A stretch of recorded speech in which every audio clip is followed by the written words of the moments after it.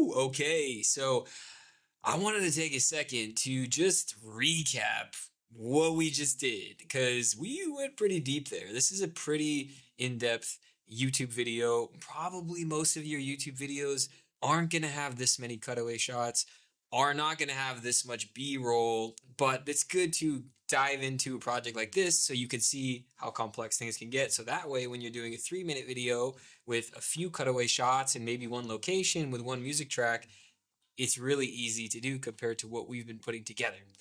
With that said, let's take a look at the screen cap here to see where we are now in our edit. We've whittled everything down from, 4 hours, I think it was 3 or 4 hours of footage, to now having just a little bit around 30 minutes of footage. And what I did is organize the main parts in their own category. And a really good way to do this, like I was mentioning, this is a pretty complex edit. So I know going into this that there's going to be multiple chapters where I'm walking someone through step-by-step process on how to create their own filmic space. I mapped out ahead of time that that's like 10 steps or 11 steps. So in here, I translated what I had written down to text form, as you can see right here, which I'll show you how to do in a second. But that way, all my footage that goes in the right step is in chronological order, and it has the title of the step that the footage belongs to. So to do this, let's say we want to start from scratch here. I'm going to move this out of the way, and I'm just going to delete this. So I'm going to hit T, which brings up the text tool, and I'm going to type in chapter, or no, actually, so I'm going to type in for create your purchase list. I'm going to center it, and then I'm going to drag it down. Okay, and then we could stretch it out so that it's filling all the footage, and then we simply label it. And I'm definitely a color person. I learn with color, I get organized with color. It's just easier for me. So when I see this timeline, this is like hundreds and hundreds and hundreds of shots, but they're more easily labeled. You can navigate to, okay, step 11, here's where we are. So now that we've got that situated, we are caught up. Let me undo this real quick. Yes, now we've got that situated. We're caught up with where we are in the edit. Now what I'm going to do in the next lecture is drop in the voiceover. And now we're actually really going to start getting into the nitty gritty of the editing process for this YouTube video. So I will see you in the next lecture.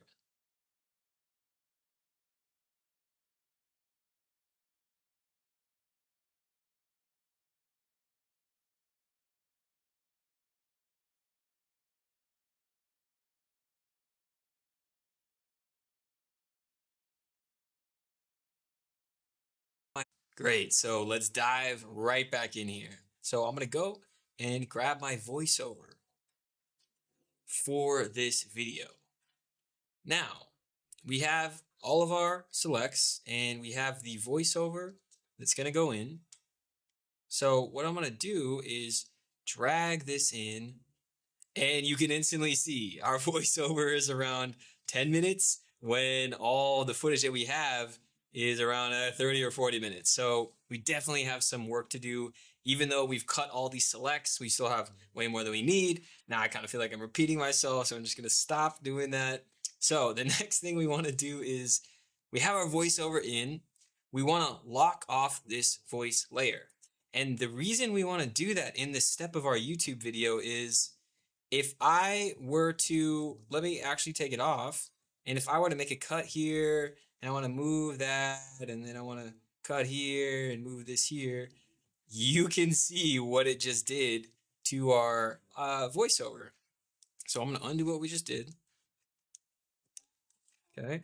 We don't want to cut any of this because our voiceover is done and it's ready for footage to be synced up to it on top of the voiceover. So we're going to lock it off.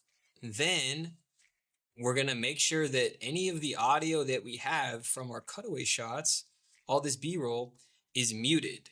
In this situation, some of your videos, you will use the audio from your cutaway shots. In this one, I know there's no audio from this empty space that we're going to be using. I know that there's no audio from any of this. I know that there's no audio from this stuff that we're going to be using, so it's muted. Now the process starts from the very beginning. We're going to save this actually. But now the process starts to now cut these selects that we've pulled together in a way that syncs up and is married basically it's synchronized to the voiceover that we have. The voiceover is going to be the driving force that dictates what shots we're showing. And then there's going to be music in the background, which we'll get to that in probably a few learning lessons. That's going to be a secondary kind of adding emotional, energetic kind of addition. So what I'm going to do is listen to my voice and I'm going to let that dictate where I'm cutting. Filming space. I'm choosing. So right there is the first point where I kind of change what I'm talking about. I'm choosing this extra room at my house because I can renovate it. I can move things around. It's a clean slate to work with. I mean, look at it. It's a pretty dang clean slate. Empty walls, empty floor, empty ceiling, everything. Super echoing here, but we're going to fix that in the later steps. So when you're going and you're choosing your filming space, make sure it's somewhere at your house that's not going to get a lot of extra noise from outside and that you're going to be able to move things around and really make it unique to you. Then we want to get. So that actually synced up pretty good. There wasn't really a need for a whole lot of cutting in this portion. So let's now move to what will be step 2 of this process. And when we get later in this edit as well, we're going to add cool title cards to these different main steps that we get to. So that'll be a cool moment that we'll get to as well. Then we want to gather inspiration. So I pulled 3 creator spaces that I really liked. We got this lightsaber guy. We have this creator that has a really nice, minimal, modern, clean space, but it's a little bit cold. And then we got this guy, I believe. Okay, so I noticed there's an extra gap in this voiceover. So let's go ahead and scoot this over. It's a little bit cold. And then we got the little bit cold. And then we got this guy. I believe his name's Armando. Really cool space, very unique background, excellent lighting. So those were the 3 that I wanted to use and remix into my own space. Next up is our... So this shot came in a little bit too early. Okay. Space. Next up is our brainstorming and concept creation phase. This is where we're taking the inspiration that we gathered from online, what people are doing, what they're not doing, and we're going to mix that with the space that we chose. So I'm doing a test shot here. I got my camera out with rough framing of what I want the shot to look like, and I'm getting some work done.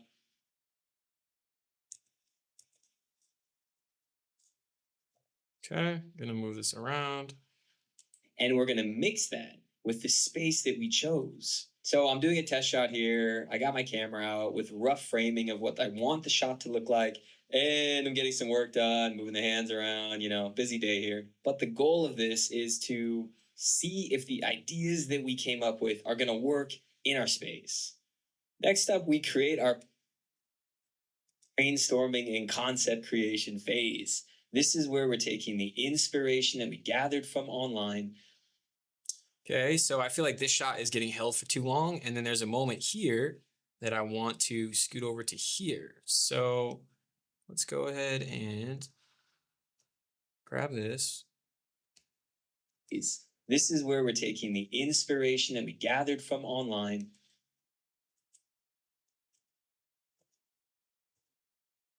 Where we're taking the inspiration that we gathered from online, what people are doing, what they're not doing, and we're going to mix that with the space that we chose. So I'm doing a test shot here. I got my camera out with rough framing of what I want the shot to look like. And I'm getting some work done, moving the hands around, busy day here. But the goal of this is to see if the ideas that we came up with are going to work in our space. Next, in our space. Okay. Take out this extra room, scoot this over. Next up, we create our purchase list, and we really want to max out our credit cards here because that's going to give us some more motivation to really take our video creating creativity and career a lot more seriously. Why? Because there's no choice. We got to pay off our debt. No, in all serious here, what we want to do is create a purchase list of all the items we're going to have some good cutaways. So I'm going to scoot this over. No, in all serious here, what we want to do is create a purchase list of all the items we're going to need for our space. I found that the best way to do this. Ah, yes. So right here in this part of the video, I'm talking about making a purchase list for the items that you want to purchase. So I remember that I have a screen cap on my phone and I already transferred it to the laptop. So I'm going to go grab that shot now and then we'll drop it in together. So as you can see, we have our shot up here and we definitely don't need that part. So we're going to scroll to where I'm typing in purchase list. And we're going to create an endpoint. Don't you love those little snappy sound effects that Apple has? Okay. We'll probably end up time-lapsing this, I'm guessing, because yeah, we don't need to see this in real time, but let's drag it in and I'm going to hit scale to frame so that it scales it to the same dimension of our sequence. And yeah, I'm going to time lapse this. So I'm going to right click, speed duration. And instead of this clip being 4 minutes and 35 seconds, I'm going to put it to 15 seconds. I found that the best way to do this is to create two columns. One column has all of your equipment list purchases, and then one column has all of your aesthetic list purchases of what's going to go in your space to really give it more style and more character. And that leads us to the Christmas phase. This is okay, so that's the first 4 steps of pulling together a rough edit. What I'm going to do now is a little bit of a time lapse and go through pulling a rough edit together for the rest of these steps so that we can get onto more advanced techniques in this video.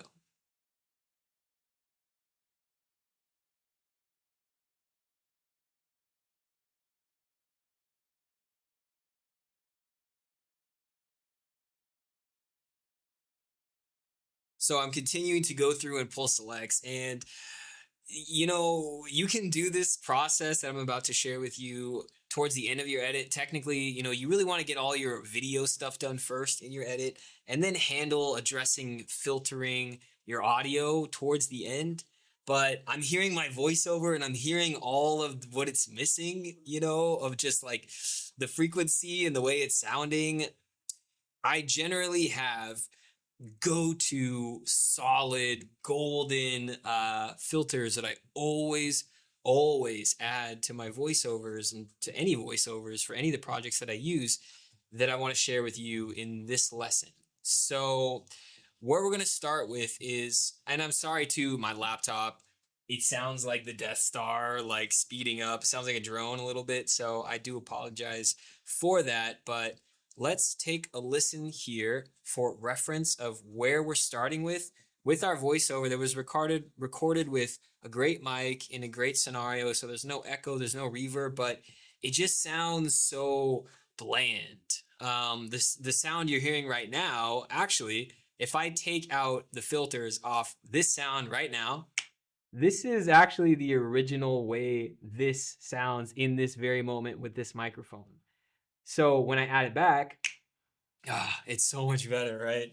I can't stand hearing it without boosting certain sounds, certain frequencies, a spectrum, and that's what we're going to get into. So rather than me keep talking, let's get into it. So what I always start with doing is, okay, we want to select our voiceover, and here's what it sounds like.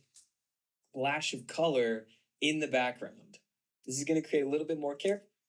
And to kind of show what is going on here, I'm going to put on what's called a parametric equalizer. It sounds really fancy, but it's simply just this type of filter that shows you the spectrum and the frequency. And that's what I meant by frequency is all the way over here on the left, we have our low end bass sounds, right? And then all the way over here on the right, we have our high end.